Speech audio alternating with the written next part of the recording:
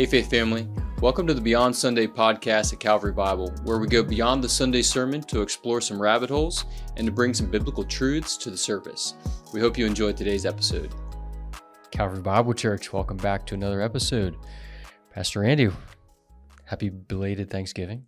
Thank you. Welcome back. How was your Thanksgiving? It was good. We had all but Mariah and Jacob, Buckwalter, and the kids. They were at the cabin with Judd and Susan, but Okay. everybody else was at the house, including Eric's parents, which was fun. Oh, that's nice. Yeah, it was good. Over at your place? Yeah.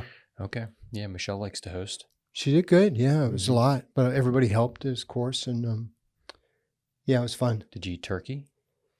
And we had some sliced turkey, not a full one, but a sliced one. That Austin was Benner good. would be proud. He likes that. He works at a turkey place right now. Oh, right.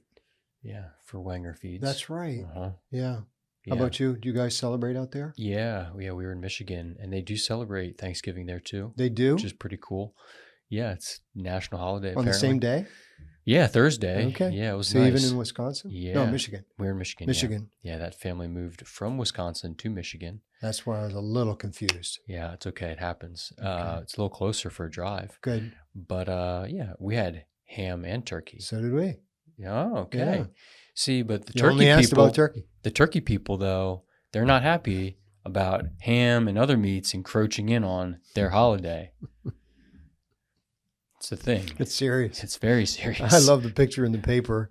The Wall Street Journal had one of the pages was two turkeys front and center. I mean, they were right in the front of the picture. Yeah. And then in the background was probably the White House. I think it was one of those. I mean, that's an annual event. So Yeah. two big white turkeys. Good. Yeah. Turkeys are great. Yes. I'm a fan of the turkey. Speaking of turkeys, Okay. I have a fish joke for you. Okay. You're a bow tie person. I So like bow ties. what do you call a fish that wears a bow tie? Fish that wears a bow tie. This is a tough one. Formal. I think you're getting better at these. Formal The training's been good. tuxedo. I don't know. Sophisticated.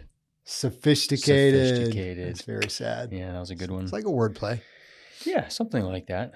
Okay, there we go. Now, Well, I'm glad we got that over with. Yep. And then we can go to something easy like Micah. like Micah. So we were chatting just before we started recording. Mhm. You've not preached through Micah. I don't think so. Have you preached through any of the minor prophets? Yeah. Do you remember which ones? I don't. But I think I've been through some. Yeah. Years ago. Yeah. I'm not as familiar with Micah. It's like in the middle of the minor prophets Mhm. of my familiarity spectrum. Just worked through Amos a couple years ago. That's right. And Hosea Mm-hmm. is a favorite of mine in the minor Mhm. prophets. So Mhm. those are the two I'm probably most familiar with. Yeah. Daniel, that's considered a major, a small. Mm. It's like in the middle. It's a medium prophet. I don't think they classify him that way, but Should be. I did preach through Daniel. Yeah. Yeah, I do remember that. Hmm. Good. All right. So we started a new Advent series. Yes. I was listening, even though I wasn't here, Mhm. but I did miss the song that was associated with this Sunday. So can you remind me of that? Yeah. Oh, little town of Bethlehem. Oh, that's right. I saw Yeah. the title of the Out of sermon. out of The little. verse 2. But you, O Bethlehem, Ephrathah, who are too little to be among the clans of Judah. Yeah, that's a great connection there. Do you think did you do any research? Was the song informed by that verse? Mm. The word little? Mhm. Little town of Bethlehem. Yeah. Sometimes those Christmas songs, they kind of take their creative liberty. Mhm. And they paint the scene with Mhm. a nice golden brush. Mhm. But that was a nice hymn touch there for Mhm. that Christmas song, Yeah. the little town of Bethlehem. Yeah. So I have two questions for you Okay. to jump into here. Sure. The first one is a little more broad because it's something you've mentioned before, but you mentioned or talked about a conversation you had with an old professor, Mm. old in years, Mhm. and just the conversation about, does it get any easier just walking the Christian life and things like that? And his answer was, sorry, but no, it gets harder. So I've gathered that is a statement that you would agree with. You've added some years under your belt. Would you say that it's also gotten harder? Yeah, I think so. I think in the way in which life itself gets a little bit more difficult with just existing with physical ailments, your body's getting older, getting a little slower mentally, physically, all that. I think spiritually, a couple of things happen. Number one, I think the fatigue factor of you're just getting worn down through life. I think that's a part of it. I think that's why a lot of older saints that I've been with toward the end of their life would say, I'm ready to go home. They're ready to go home because they're tired. Yeah. So I think that's part of it. The other part of it, though, is I think that hopefully the longer you walk with the Lord, you may know this, you may experience this. The longer you're with the Lord, the more that you're sensitive to your own sinfulness. And it's like, oh man.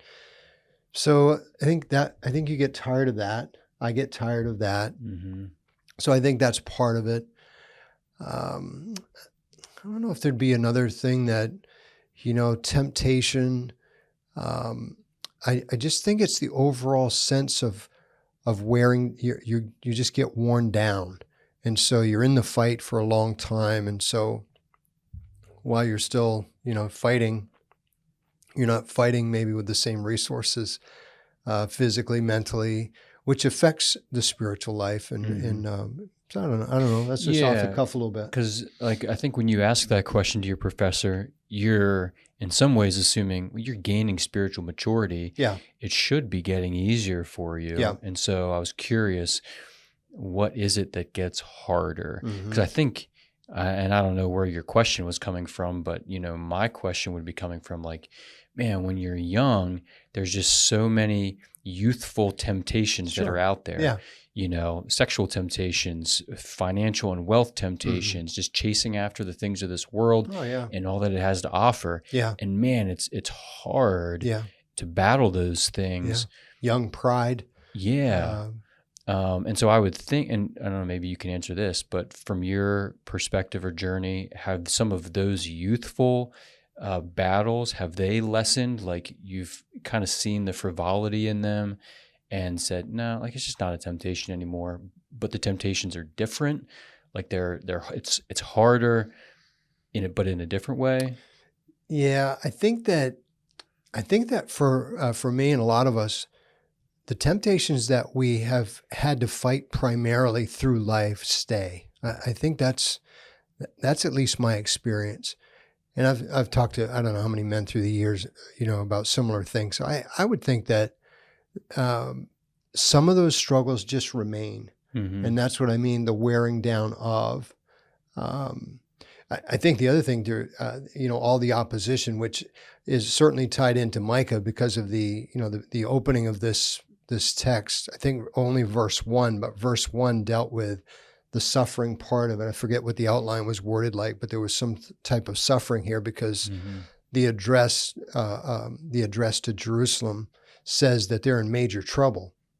So I think part of that fight that we're in as a young person, for the two of us young men, part of that fight is, of course, we've got an enemy, a supernatural enemy that knows exactly the right way to tempt for the particular person, and it's different for everyone. So I think as time goes on, I think there are still sins that you just have to battle, temptations that you have to battle, and so I don't see them necessarily all going away. There are some though where I do feel like that.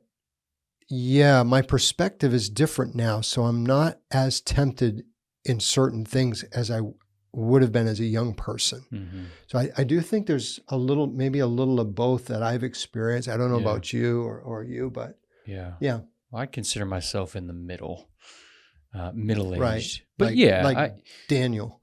Daniel's in the middle. Medium. He's a medium prophet, and you're a medium-aged guy. You're in your 40s. Yeah, I'm in my 40s. Yeah. And so, there's definitely things I see, I think we can all look back and see some of our foolishness when we were younger, over-aggressive, or, having a naivety about us. Yeah. That when we reach a certain stage or phase, we're like, man, if I would have only seen the foolishness in my perspective then, or the struggles or whatever. So that makes sense to me and would line up with how I've experienced life up to this point. Yeah. So then my next follow-up question is, do anything, and you were kind of hinting at it there, do some things get easier? Yeah, you just, I kind of smiled on the inside and now on the outside, but when I was listening to you, when you mentioned aggression, and I think, okay, so that's a great example of, I think it's a little easier for me now, but that might be as much as the aging process as it is my spirituality. God knows my heart and all that. So, but the temptation to be over aggressive and the potential destruction that can cause in a lot of areas, that is probably less for me now than it would have been maybe 20 years ago, I think. Yeah. I think, so some of that I attribute just to the aging process. People talk about you're mellowing out a little bit. And that's, but I hope that some of that is God is working on me.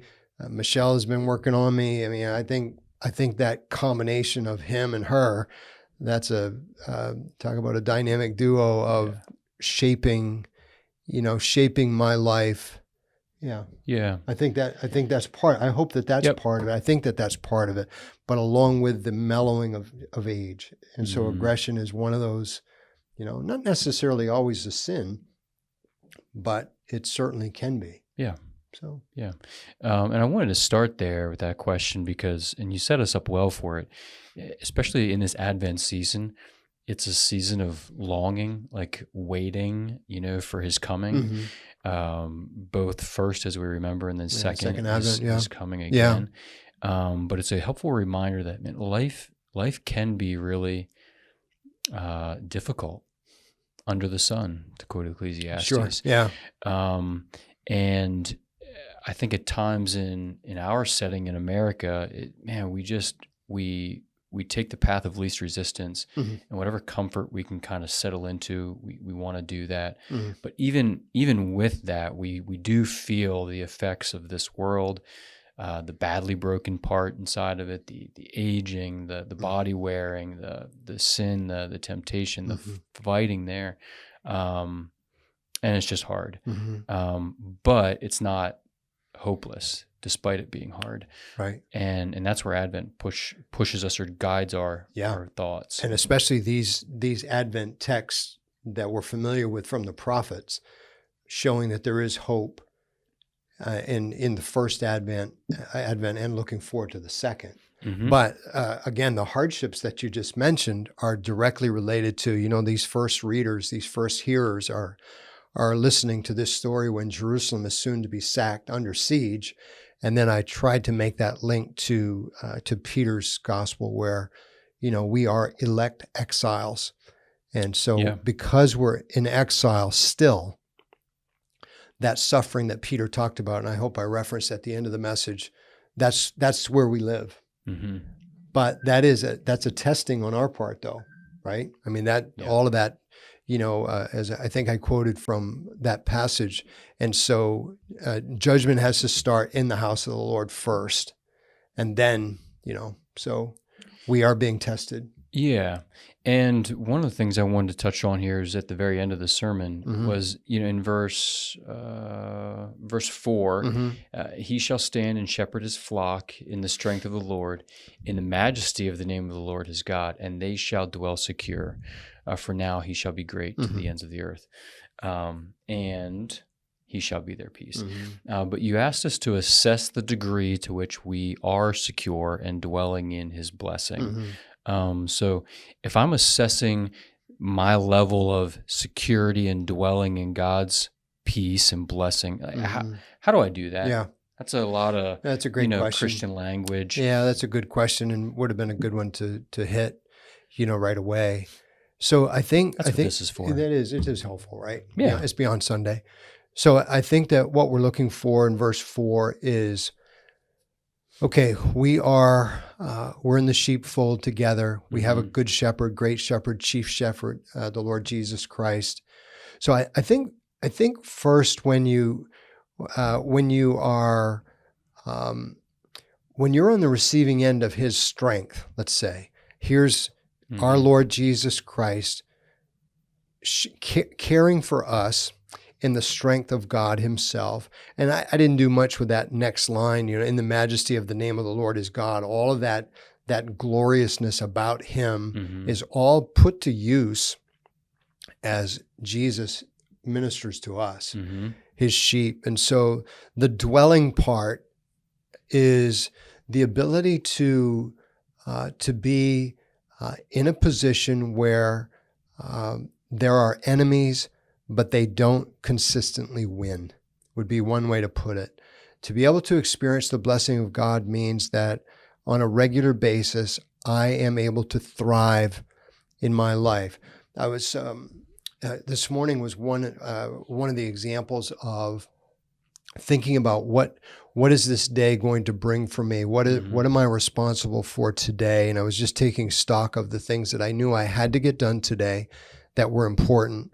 And so I think that's one of the things you can do if you are dwelling, and the ESV translation's fine, and they shall dwell secure. But remember from Sunday, it's all we get is they shall dwell.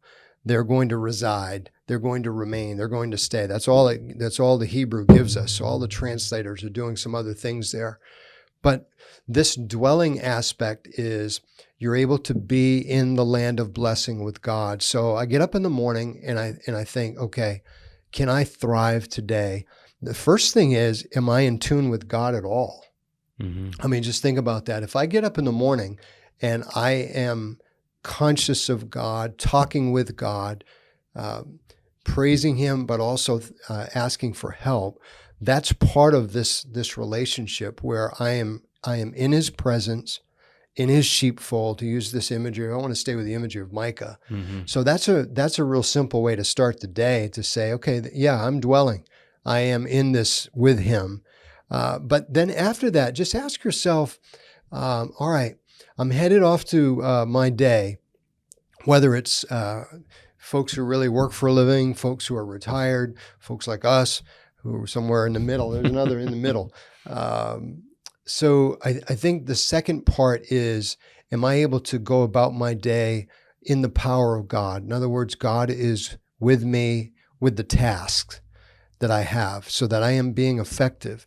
I am being skillful with whatever responsibilities I have. These are very simple barometers. And then finally is this, you get to the peace part of this, just the overall sense of things are whole with me. They're okay. It's not perfect because things are still broken, which we've talked about. But the fact is that on the inside, I don't have a lot of turmoil. Now, the only way that can happen is, number one, hopefully, we get some of this, but number one is there's just nothing bad happening in my life today. This is a fairly calm day. Yeah. That sometimes people can do that, sometimes. But the other thing is that in the midst of my turmoil, whatever level of turmoil it is, whether that's physical, emotional, spiritual, psychological, whatever it is, in the midst of any of that, there's still a sense of wholeness, a sense of well-being, the way we often would translate shalom, peace. It's not just the absence of friction. It's this overall sense of well-being. Yeah. Something. So there's just a few ways that I would identify, am I dwelling? Yeah. To start with. Yeah. That word reminds me, or just brings to mind, Eden-like living or Canaan-like living out of the wilderness. Yeah. And when we fluctuate in and out of proximity to God's blessing, the closer we are to it, the more shalom, wholeness we have, and the further we are from it, it's a season of testing, or trial or something like that. Yeah. Let me just say one other thing too, because at a practical level, the best way to monitor this, at least in my life, is, I'm going through my day and all of a sudden I have a troubling thought. Something is in my head. More than likely something that's bothering me, regardless of what it is. A lot is determined by what happens next, right? So you're going through your day and all of a sudden that troubling thought hits. What do I do next? And what do I do next? If I am running to my shepherd, then what should happen next is I should begin to experience the wellness again, the wholeness again, the overall sense of well-being. Now that might only last 5 minutes, because that troubling thought couldn't come back again. As you've experienced this, maybe, how it's like, wow, I just can't let this go. But that's the fight that you're trying to deal with. So one of the ways you can determine assess the degree to which you experience verse 4, and he shall stand and shepherd his flock. Just track how that happens in your life with that, that troubling thought. What do you do with it? And can you regain that sense of, I'm good. He's here with me. I'm good. I wish things were different, but it's okay. He's here with me. I'm good. Yeah. Something like that. Yeah. No, I can think of, I think if we all stopped and thought for 30 seconds, we could think of something that bothers us regularly, whether it's a habitual thing that we've been dealing with for years, or something that's been, pressing in on us lately. Goodness, the holiday season brings those, unique trials and thoughts that bother us. Yeah, they can, for sure. From materialism to loneliness to anxiety, the list goes on. So that's a helpful way to think through when those come. Where does our shepherd come in? Our thoughts about him, our faith in him, and then getting away from that pattern of unbelief. Yeah. Good. Okay. That's helpful. Yeah. Well, I'm out. Okay. That might have been a shorter episode. That's okay. Which is good. It is good. Short text. Yeah. Great. Well, thanks for tuning in. And if you have any questions, you can email them into podcast@cbcmj.com. It's the way to go. It works. It does. It works almost every time, as long as email works. So, great. You know what I wanted to mention quick? Speaking of assessing, the spiritual assessment tool, which we usually highlight at the beginning of the year. Yeah. It's available all year round. Sure. I think it's over at the Information Center. If it's not, just email into the office. We'll get you a copy. It's a helpful tool to kind of assess different facets of your life. Yeah. Your family, your work, your worship at church, interpersonal things, personal things. And so we're revamping it for 2025, just giving it a fresh look and whatnot. But the content will largely be the same. So if you want a copy of that, just let us know. All right, that's all now. Noted. Thanks. Love you guys, and we'll see you on Sunday. Thanks again for joining us on today's episode. And remember, our Sunday sermons are meant to lead us to a life of worship beyond Sunday.